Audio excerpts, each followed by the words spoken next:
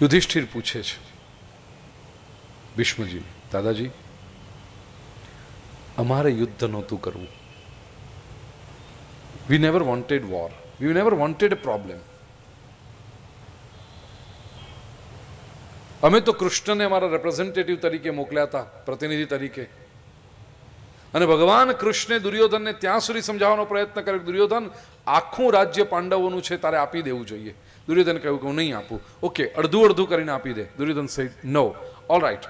તે ખાંડવ પ્રસ્થમાંથી પાંડવોએ જે ઇન્દ્રપ્રસ્થ બનાવ્યું ને એ સંપત્તિ જુગાર રમતા રમતા અન્યાયથી જીતી લીધી જેમની પાસેથી, એ તો પાછી આપી દે. કન્ડિશન પૂરી થઈ ગઈ. 12 વર્ષનો વનવાસ અને 13મું વર્ષ અજ્ઞાતવાસ. હવે તો રિટર્ન કરે એમને. દુર્યોધન કહે છે એ પણ નહીં આપું.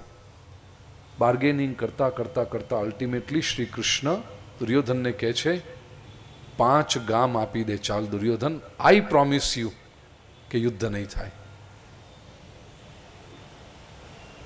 અને છતાં દુર્યોધને ના પાડી કે નહીં, સુચ્યગ્રમ નૈવ દાસ્યામી વિના યુદ્ધેન કેશવ.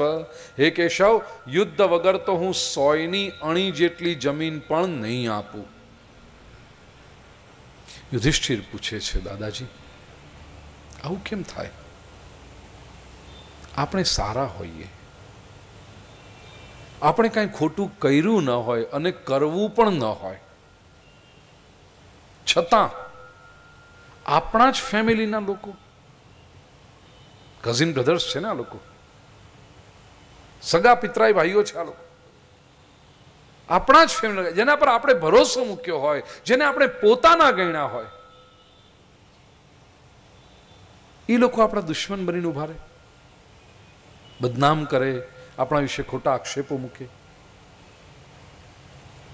વાય સો? અને આપણે પણ ખોટું કરવું હોય તો મજા આવે, આવો બથમ બથ્થા લડીએ હવે. પણ આપણે નથી કરવું ખોટું, આપણે ખોટું કર્યું નથી અને કરવું પણ નથી. કેમ આવું થાય દાદાજી? ઇન જનરલ આપણો જે ક્વેશ્ચન હોય છે ને, why do bad things happen to good people? સારા માણસોને જિંદગીમાં કેમ સહન કરવું પડે છે? ખોટા માણસને જીવનમાં દુઃખ આવે ને, કબૂલ કરવું પડશે, આપણને અંદરથી છુપો આનંદ થાય. લે બહુ ચૈગો તો ને, ભોગવ, કઈરા ભોગવ. ખોટા માણસના જીવનમાં દુઃખ થાય તો આપણને, પણ સારો માણસ છે,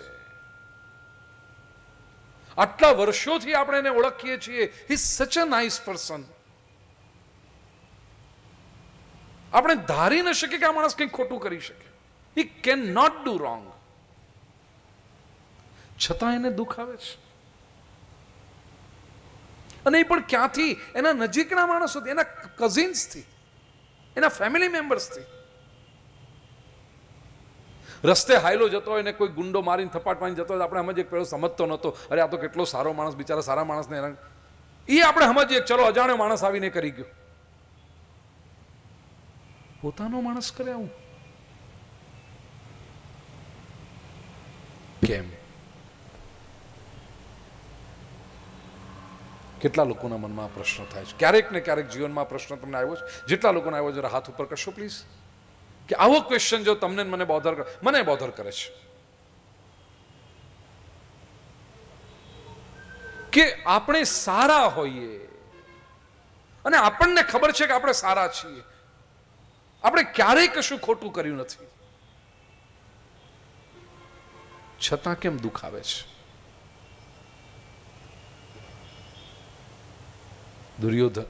યુધિષ્ઠિરે આ પ્રશ્ન પૂછ્યો છે ભીષ્મ. ભીષ્મ ગીતા વાંચજો અને ભીષ્મ જે જવાબ આપે છે, આવો 160 years young man and rich in experience of life. જેણે જિંદગી જોઈ છે ભાઈ. આપણે શું જિંદગી જોઈ છે? 20 વર્ષ માંડ ત્યાં તો આપણે કે મને બધી ખબર પડે. તને હું ખબર પડે? 20 વર્ષ ત્યાં તને હું ખબર પડે છે?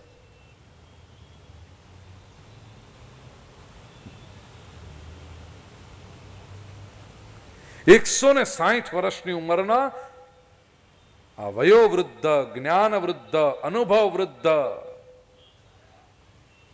Absolutely mature person,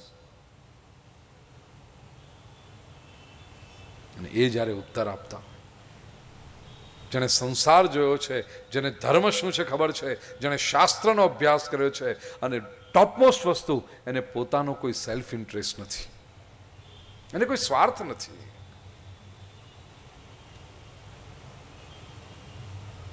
crystal clear જવાબ આપ્યો છે.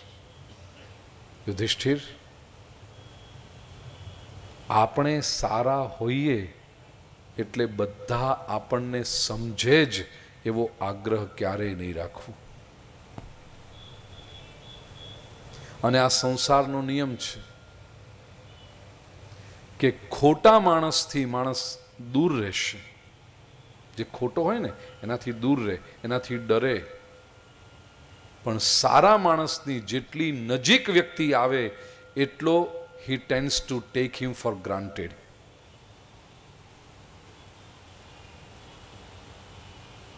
એટલે આપણા મનમાં જે પ્રશ્ન છે કે નજીકના માણસો, અરે નજીકનો જ કરે, દૂરનો નહીં કરે, નજીકનો જ કરે. કારણ એ નજીક આવ્યો અને એને ખબર છે કે આ સારો માણસ છે, કશું આપણું બગાડવાનો જ નથી, કારણ કે એનો સ્વભાવ નથી એ આપણું બગાડે. આપણે એનું બગાડવું એટલું બગાડી લો ને.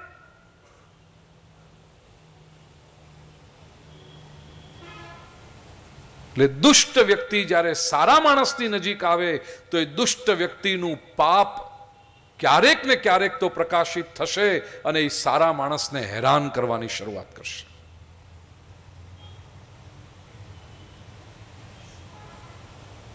એ વખતે આપણે એમ સમજવું કે યા તો આપણા કોઈક જન્મના પાપ ચૂકવાઈ રહ્યા છે. જૈનિઝમમાં એક શબ્દ મને બહુ ગમે છે, પાપ ખપાવવા, કર્મ ખપાવવા. કંઈક આપણા દોષ એવા હશે ભૂતકાળના જે આપણે ખપાવી રહ્યા છીએ. અને હંમેશા યાદ રાખજો, સારા માણસ ઉપર જ્યારે મુશ્કેલી આવી છે એ પછી સારો માણસ વધારે સ્ટ્રોંગ થઈને બહાર આવે છે. ખોટા માણસનો હેતુ હોય છે કે સારા માણસને ક્રશ કરી નાખીએ, ખતમ કરી નાખીએ, બધું એનું લૂંટી લઈએ. નહીં થઈ શકે ભાઈ, આપ યાદ રખના, નહીં થાય. એ વધારે સ્ટ્રોંગ થઈને બહાર આવશે.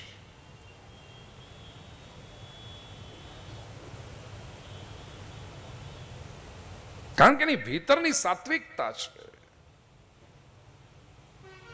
તમે સોનું હોય કાં તો ચમકતો હીરો હોય, પ્યોર હીરો, એના ઉપર તમે ગમે તેટલી ધૂળ લગાડો, કાદવ લગાડો, એટલે શું પેલું હીરાનું તેજ ખતમ થઈ ગયું? નહીં. અત્યારે ધૂળ લાગી, કઈ વાંધો નહીં, એક પવનનો ઝોકો આવશે, ઈશ્વરની એક કૃપા થશે, એક સરસ મજાનો સંજોગ આવીને ઉભો થશે અને વળી બધી આ ધૂળ ઉડી જશે. હીરો એમનો એમ ચમકતો સમાજની સામે ઉભો રહેશે.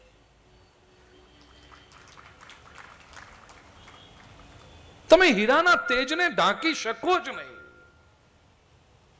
ગમે તેટલી ધૂળ નાખો, હીરાના તેજને તમે, કારણ કે તેજ અંદરનું છે.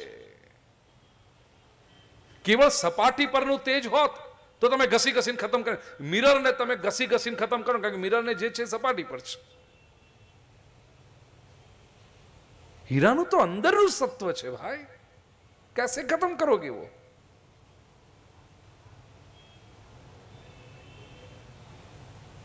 અને બીજું એટલે હું હંમેશા કહું કે in the adversity good people become better and not bitter.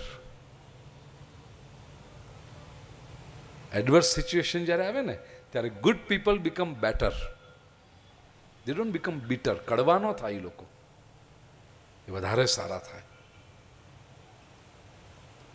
Yes.